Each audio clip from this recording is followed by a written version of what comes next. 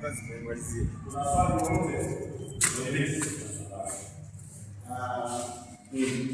Labda nielekeze kwa mheshimiwa.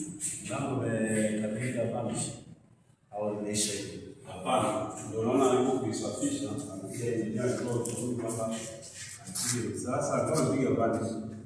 Apige sasa ile inaweza ndio apige pamishi. Kwa ndio naona kwa yule brother ndio bana. Piga pamishi.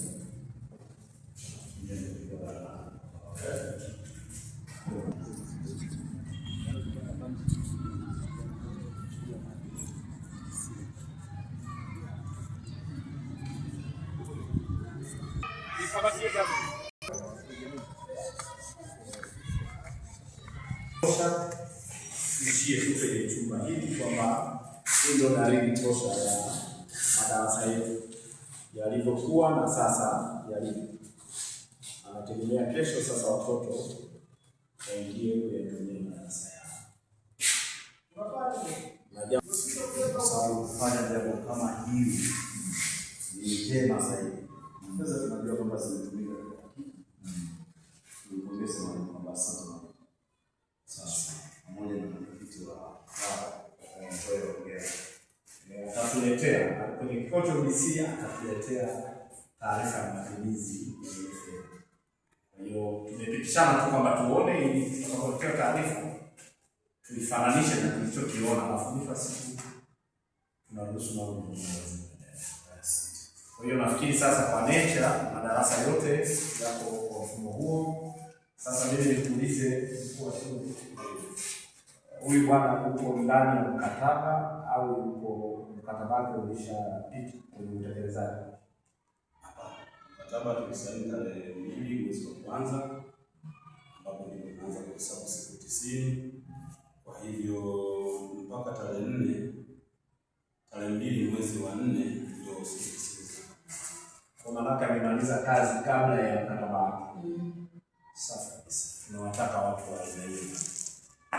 Basi mimi nafikiri kutoka hapa sasa tuelekee kule.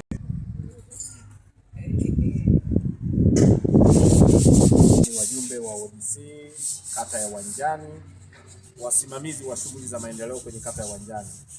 Leo tulikuwa na kikao chetu cha dharura cha ODC kuangalia mustakabali wa shughuli zinazoendelea kwenye kata yetu, na kwa kuwa tuna ratiba ya kufanya mikutano, tuliona ni vyema tuje hapa tuangalie utekelezaji wa fedha zilizotolewa na halmashauri yetu ya mji wa Tunduma ya uboreshaji wa taaluma kwa wanafunzi wetu.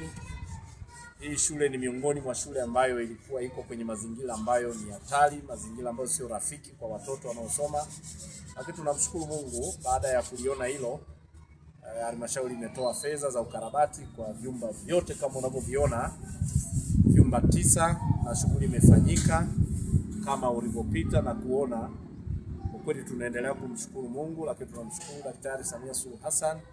Tunamshukuru sana mbunge wetu wa jimbo la Tunduma David Ernest Silinde na mwenyekiti wa halmashauri ya mji wa Tunduma Salum Juma Kiambi pamoja na mkurugenzi wetu Chaulembo kwa kuliona hili kuwahudumia wananchi hawa.